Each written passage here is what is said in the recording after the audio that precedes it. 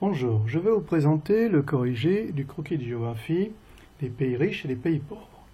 Ce croquis est prévu normalement pour des élèves du collège, classe de 5e, mais il peut être exploité au-delà, c'est-à-dire notamment au collège, au baccalauréat et même post-baccalauréat.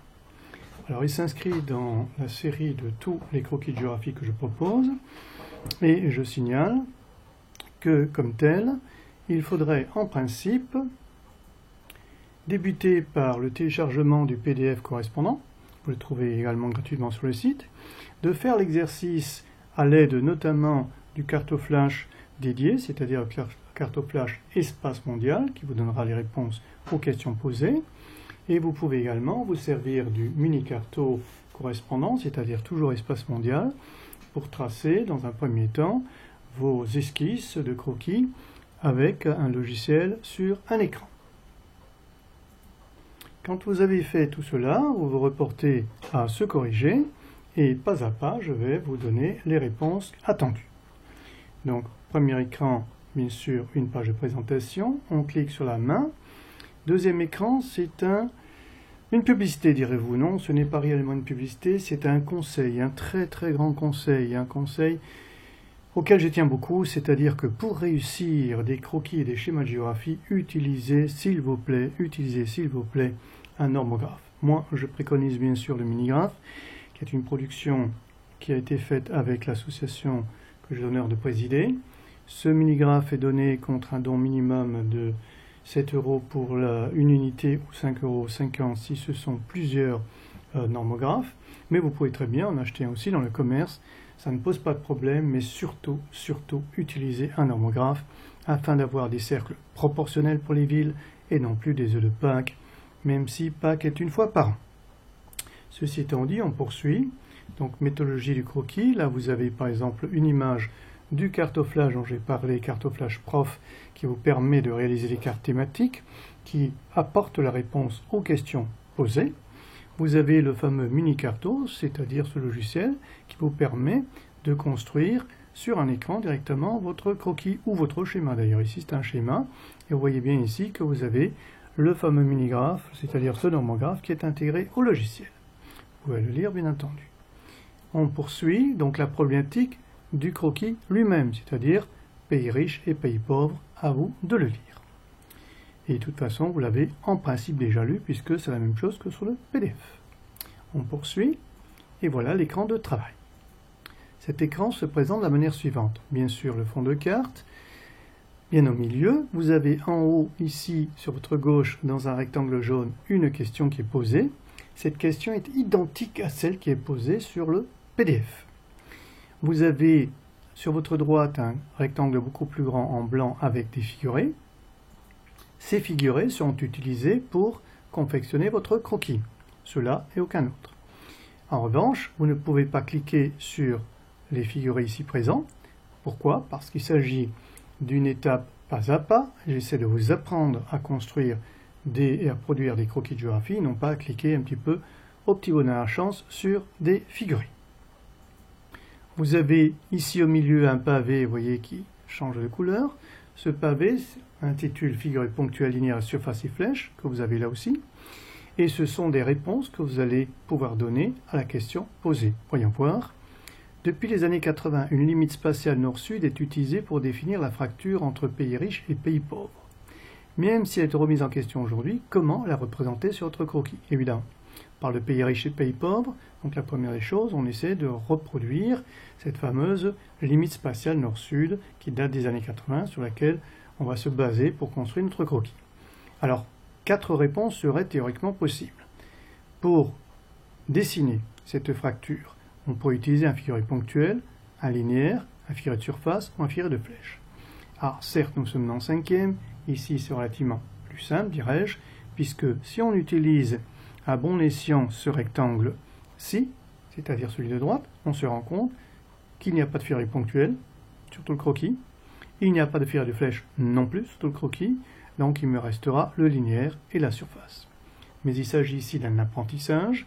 Ici, ce croquis qui est conseillé par l'inspection générale, pour moi, a une valeur notamment dans les surface. Les figurés de surface, vous voyez très bien qu'il n'y a qu'un seul linéaire. Figuré de surface, c'est quelle couleur utiliser et comment l'utiliser à bon escient pour bien faire apparaître les pays riches et les pays pauvres, et ne pas faire un croquis harlequin où plus personne ne s'y retrouve.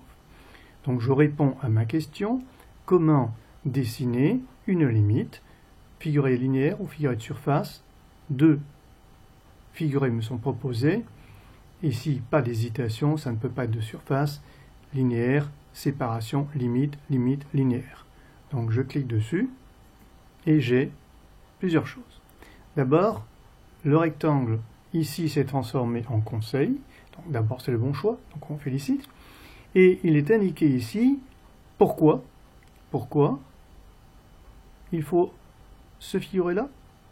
Et aussi la couleur que vous utilisez, ce n'est pas une couleur prise au hasard. Pourquoi cette couleur-là et pas une autre? Je vous invite à relire et à lire et à relire toujours ces conseils parce que ce sont ces conseils-là qui vont vous permettre effectivement de construire et de produire vos futurs croquis qui n'auront pas toujours à corriger. Alors, donc figure linéaire, vous avez donc le conseil ici, la légende se construit, le figuré est mis bien en place et cliquez pour continuer. Mais avant de continuer, une petite attention. Vous avez deux boutons ici dont je n'ai pas encore parlé. Le premier bouton, carreau de cahier. Voilà, des carreaux de cahier qui se superposent à une carte traditionnelle afin que vous puissiez repérer, lorsqu'il en est besoin, où se logent les différents figurés. Mais vous avez surtout les contours schématiques. Voilà les contours schématiques de l'espace monde, avec toujours les carreaux de cahier. Je vous apprends sur un autre logiciel gratuit toujours à dessiner ces contours, à l'aide notamment de ces carreaux de cahier.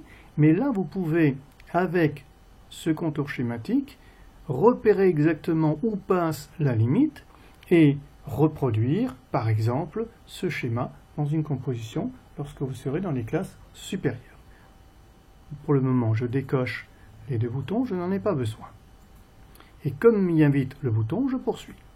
Donc, j'ai trouvé, le bouton s'est effacé, j'ai une deuxième question en revanche. Et j'ai la page 2 ici pour mémoire. Cette limite spatiale nord-sud que vous venez de dessiner offre deux blocs non homogènes. Vous le savez donc, le nord et le sud. Dans ce qu'on appelle le nord, ici, il y a tout d'abord les pays les plus développés. Comment les représenter? Alors évidemment, pour trouver ces pays développés, vous vous référez au PDF, lequel vous donne la formule pour les trouver. C'est-à-dire à partir du cartographe, du bon cartographe, vous les retrouverez et vous pourrez les reporter sur votre croquis. Donc pour le moment, on sait qui sont ces pays. Maintenant, quelle figure utiliser? Donc linéaire a été utilisé, il n'y a pas de ponctuel, pas de flèche, c'est forcément surface, c'est pas possible autrement. Mais pour vous montrer quand même que si vous vous trompiez de réponse, prenons par exemple figure avec ponctuel, il y a aussi une explication. Et je n'ai pas pris figure ponctuelle au hasard, bien qu'il n'y ait pas de figure ponctuelle dessinée, mais dans les classes supérieures, tout n'est pas toujours dessiné. Donc, pourquoi ne pas utiliser un figuré ponctuel? Vous voyez que l'explication est très importante aussi. Je vous explique pourquoi le figuré ponctuel n'est pas du tout indiqué pour ce type de questions et surtout ce type de croquis. Donc je le sais, c'est surface, je reviens à surface. Voilà, c'est le bon choix toujours. C'est en rouge. Pourquoi c'est en rouge? C'est expliqué ici. Et je vous le répète, je vous invite à bien le lire parce que cette explication-là va vous servir, je le répète encore, à produire d'autres croquis qui ne sont pas forcément avec corrigé. Donc je l'ai trouvé, les pays sont en rouge, la légende continue à se construire, je clique, je poursuis. Dans ce qu'on appelle le Nord, il y a aussi des pays moins développés, notamment ceux de l'ex-Union soviétique, ou les anciens pays satellites de l'URSS. L'Union soviétique, c'est pareil. Comment les représenter? Je n'ai pas le choix, ce sera forcément surface, j'y vais. Et regardez ce qui est important, c'est bien expliqué ici. Le choix des couleurs, ici un rouge intense, parce que ce sont les pays les plus développés, donc les plus importants. Ici un orange qui se rapproche de la couleur rouge, parce que c'est dans le nord, mais la couleur est atténuée, donc on voit bien ici déjà une hiérarchie. Plus important rouge, moins important orange. C'est expliqué bien sûr dans le rectangle jaune de votre droite. Je poursuis. Après les pays dits du Nord, il y a ceux du Sud. Un Sud qui a bien changé. Et oui, avant, c'était tous des pays en développement, les pays pauvres, etc. Donc de pays du tiers-monde, certains sont devenus aujourd'hui des pays émergents. C'est-à-dire une réussite économique intéressante. Comment les représenter? Je sais que c'est surface toujours. Quelle couleur? On va voir. Je clique surface. Un jaune. Et oui. Pourquoi un jaune? Parce que d'abord, dans la hiérarchie des couleurs, c'est rouge, orange, jaune.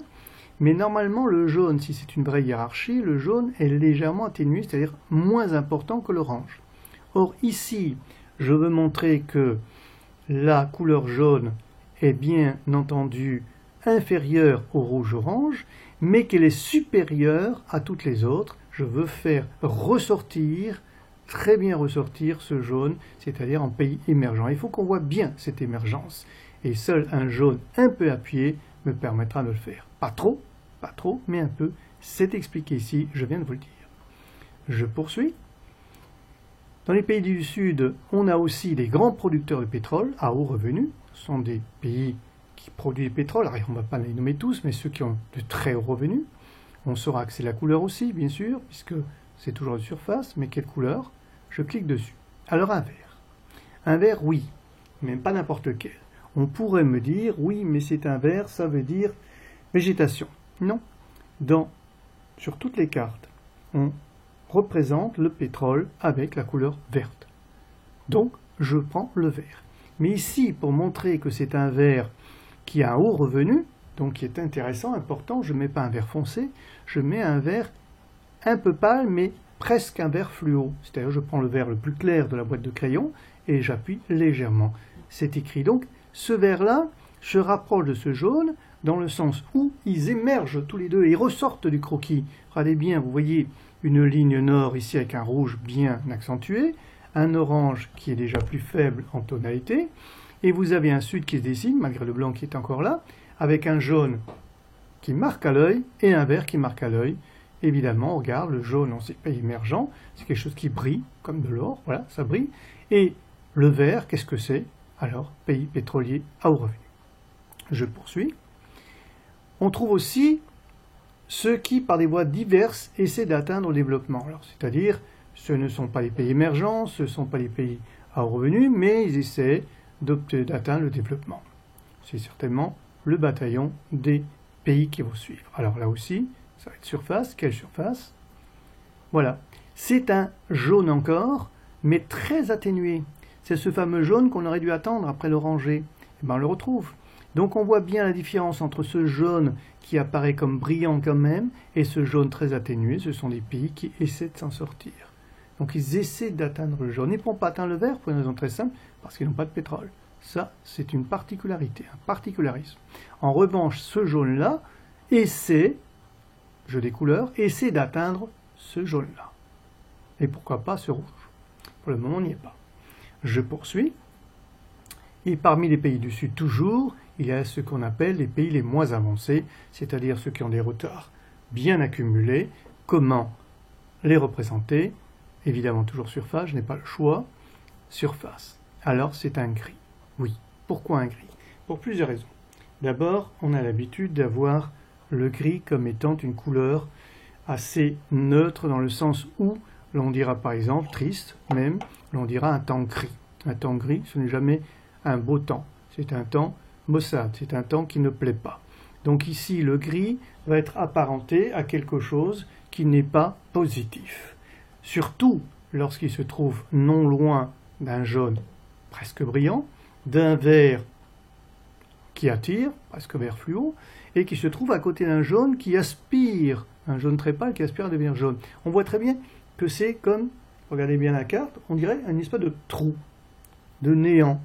C'est pas le néant, bien sûr, ce sont des pays, mais les pays moins avancés, c'est-à-dire qu'ils ont beaucoup de marge avant d'arriver à ce jaune-là, et bien entendu à celui-là, et encore moins au rouge. Donc ce croquis-là a été construit donc avec un jeu de couleurs. Tel qu'il est présenté, évidemment, il est intéressant, mais ce qui est important pour l'élève, pour vous, c'est-à-dire d'avec vos crayons de couleur, ce sont des crayons de couleur d'une boîte, il n'y a rien d'extraordinaire là. Vous n'allez pas chercher midi à 14h. dans une boîte de crayons, de couleurs, 18 couleurs, vous avez toutes ces couleurs. C'est à vous de suivre bien les conseils qui sont donnés ici, c'est-à-dire d'appuyer une fois, d'appuyer un peu moins. Ici, on appuiera un peu plus le jaune, et ici, comme je dis si souvent, on caressera à peine la feuille. À peine, à peine, à peine, c'est le même jaune. Ce jaune et ce jaune, c'est le même crayon. C'est le même crayon. Ici, on appuie un peu, à peine, et ici, très légèrement, on passe dessus. C'est tout. C'est donc avec un jeu de couleurs, c'est-à-dire un crayon couleur tout à fait traditionnel, qu'on arrive à obtenir cette hiérarchie. Regardez bien, le nord, malgré tout, se détache. Un rouge prononcé, un orange pas trop agressif, parce qu'ils ne sont pas aussi développés que l'on le souhaiterait. Dans un sud, on voit bien qu'il y a un jaune qui ressort directement. Un vert qui apparaît comme une curiosité. Un vert, pourquoi vert? Parce que c'est du pétrole. Ça rappelle aussi un peu les oasis, c'est dans ce monde de, on va dire, de pauvreté ici, hein, autour. Vous avez des oasis, quelque chose qui ressort, mais pourquoi? À cause du pétrole. Eh bien, vous avez à côté de tout ça des pays qui cherchent leur voie encore, qui sont très atténués, et puis ce cri triste, comme je disais, presque un trou, c'est-à-dire quelque chose qui manque, comme si on avait oublié une ombre, on avait oublié d'aider ces pays, ou des pays qui n'arrivent pas à s'en sortir. Voilà, votre croquis s'est construit sur la base uniquement de crayons de couleur. Il n'y a pas beaucoup de figurés là-dessus, surface et un seul figuré linéaire. Rien d'autre, il est simple, mais il est expressif. Je clique en fin et votre croquis est là. Quelques noms, bien entendu, pour le terminer, et votre croquis est totalement fini. Voilà, je vous invite à poursuivre l'apprentissage de ces différents croquis en utilisant les autres croquis de la série. Merci, jusqu'à la prochaine.